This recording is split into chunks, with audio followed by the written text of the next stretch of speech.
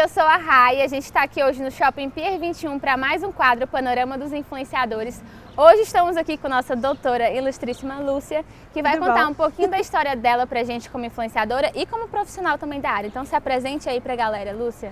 Tudo bom, gente? Meu nome é Lúcia Muniz, eu tenho 29 anos, sou nascida e criada aqui em Brasília. Já começou uma raridade aqui no momento, né? É verdade. É verdade, criada, né? Nascida e criada aqui em Brasília. E eu sou médica, formei ano passado, mas eu tô dentro das redes desde 2012 de forma profissional, com blogs, com vídeos, estou no YouTube desde 2008. Então, para mim é um prazer estar aqui falando sobre essa profissão tão incompreendida que é a de ser influenciador. Olha, já começou aqui com um nome polêmico, né? Não incompreendido, é? Porque de fato somos incompreendidos. Conta um pouquinho de como você começou na internet, né? Porque tem muito tempo, o que é que você falava na internet de fato, o que é que você produzia? Certo. Quando eu comecei, de verdade, verdadeira mesmo, foi bem naquela época dos emos, em que a gente se vestia bonitinha, que a gente se arrumava de franjinha, tirava muita foto. Eu gostava de Só postar quem viveu assim. Essa vida sabe. Exato, né? a gente é millennial, né? A gente é cringe, meu amor. Já era pra gente, acabou nessa época. E eu postava muitas fotos minhas. Tinha tempo de fake também, tinha aquele rolo todo, mas eu mexia mais com questão de maquiagem. Sempre fui mais para essa área da beleza, do bem-estar e da saúde mesmo. Tá, e aí você começou em 2012, né, que você falou. Você sabe que a gente se conheceu mais ou menos nessa época, né? Num evento, inclusive, de beleza. Exatamente. Né? Em uma das lojas aí que a gente não vai citar o nome, mas que foi bem legal e você já falava sobre isso, né? E como é que é a sua família? Conta pra gente, assim, como é que ela... A repercussão, porque a gente sabe que tem o Juan, né, que também é meio que um blogueirinho, quase um blogueirinho mesmo, né? É, todo profissional. Sua família aceita bem o fato de você ser influenciadora, porque você agora tem que conciliar com a carreira de médica, né? É verdade.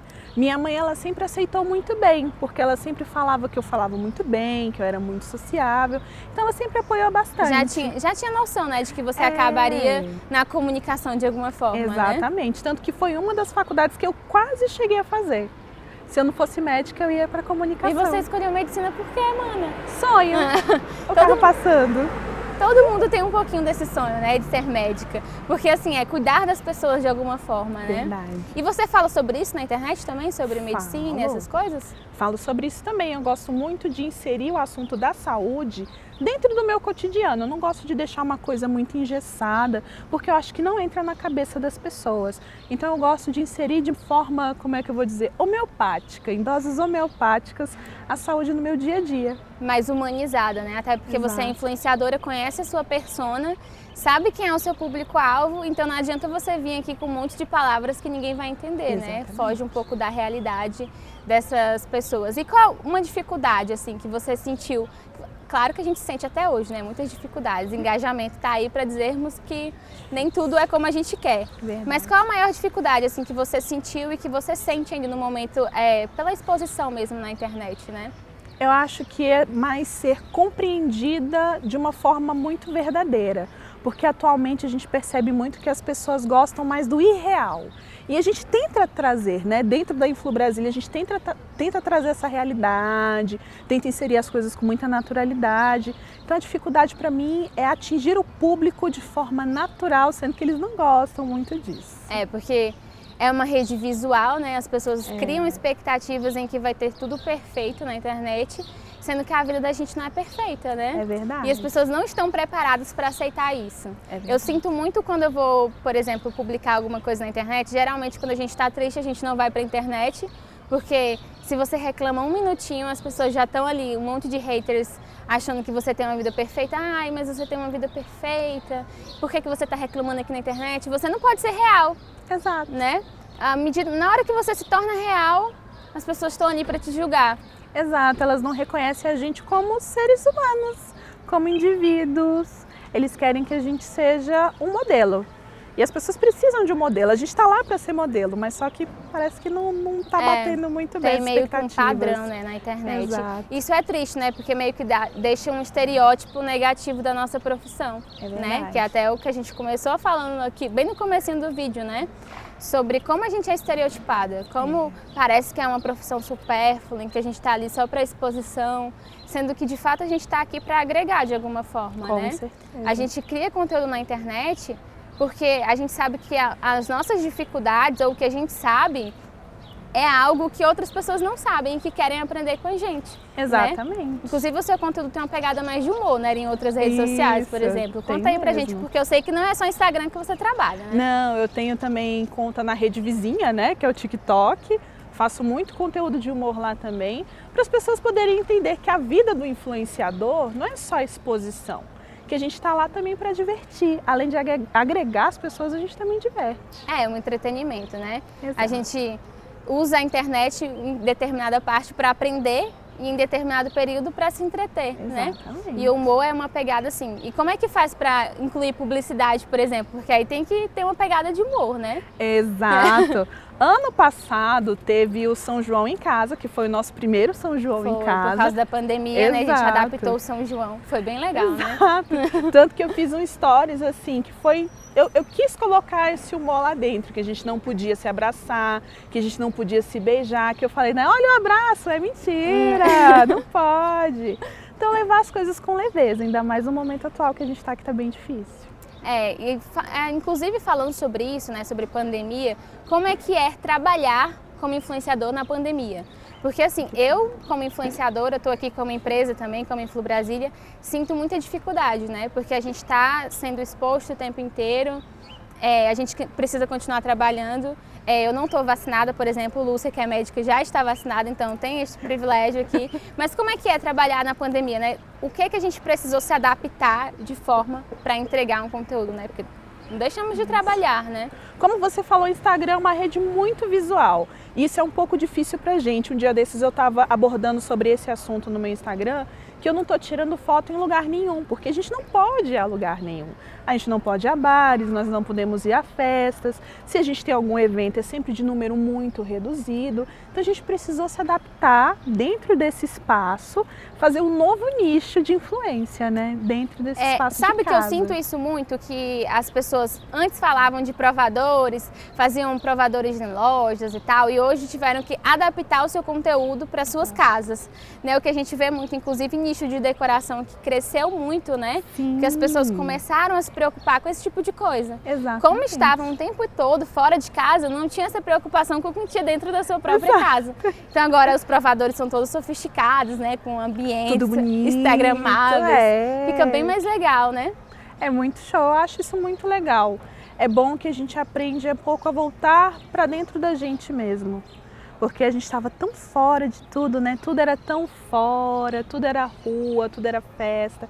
E agora não é tão assim. Virou um processo de autoconhecimento. Exato. Também, né? Exatamente. A pandemia ensinou muito pra gente. E foi uma profissão que cresceu, né? Demais. Com a pandemia. Porque os negócios começaram a se preocupar com o marketing de influência. Marketing de verdade, né? Sim. Marketing digital. Porque antes não estavam nas redes sociais e a nossa influência, a nossa audiência, eles quiseram trazer de alguma forma, já que não podiam levar para suas lojas, né? Exatamente. A gente vira meio que a voz das pessoas que não conseguem falar por elas mesmas ali. Por exemplo, quando a gente abre uma caixinha no Instagram, perguntando a opinião das pessoas, as marcas estão lá de olho, elas estão lá prestando atenção. Então esse nosso trabalho de influência ele é muito importante, porque dá voz àquela pessoa que jamais seria escutada por uma empresa grande, por exemplo, para ela poder ter a opinião dela fazendo valer a pena. É verdade. E me conta, sei lá quantos anos que você começou, qual era a dificuldade que você sentia agora que você não sente mais? Falar. Porque assim, né, na nossa época nem tinha stories ainda, né? Não tinha. Foi bem difícil pra mim fazer stories, por exemplo. Aparecer aqui em câmeras, pra mim era muito difícil.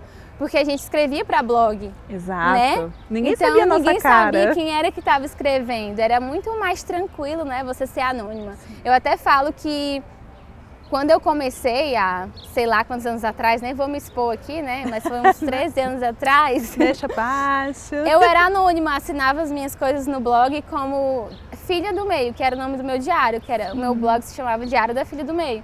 E aí a galera só sabia que era a Filha do Meio que escrevia, pronto. Aí quando veio as redes sociais que aproximaram as pessoas, né? Pra mim foi muito difícil aparecer em stories. Porque ter que falar, meu Deus do céu, e quem era que me ia ver? Pra que eu ia falar, né? Mas hoje a gente sabe que os negócios, os influenciadores, todos precisam aparecer, né? Exato. Porque humanizar é um baita de um diferencial, é a chave mesmo. Eu acho que falar é muito difícil, né? Eu acho que é uma dificuldade. Inclusive, quando a gente chega na agência, muita gente tem dificuldade em fazer stories. Sim. E falar de um jeito que as pessoas entendam é mais difícil ainda. Sim, porque sim. Qualquer coisa que você falar, eu disse A, uma pessoa entendeu B, a outra vai interpretar C e vira um caos. Então você tem que falar de uma forma universal.